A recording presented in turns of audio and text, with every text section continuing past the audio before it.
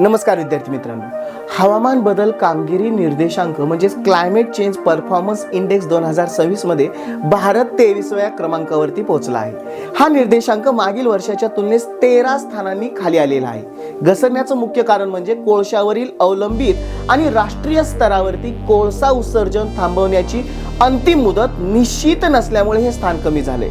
या CCPI 2026 भारत अजूनही America, Russia, चीन यांच्यापेक्षा चांगल्या कामगिरीवरती आहे। हा अहवाल दरवर्षी German watch, new climate institute आणि कॅन इंटरनॅशनल या संस्थांच्या संयुक्त विद्यमानाने प्रसिद्ध केला जातो।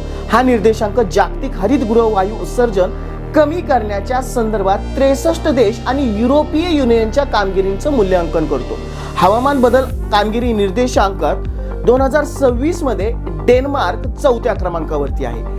निर्देशांकानुसार पहिले 3 क्रमांक रिक्त आहेत, कारण कोणत्याही देश सर्व श्रेणीमध्ये पुरेशी कामगिरी करू शकलेला नाही। यासारख्या महत्त्वपूर्ण माहितीसाठी चॅनलला फॉलो करायला विसरू नका।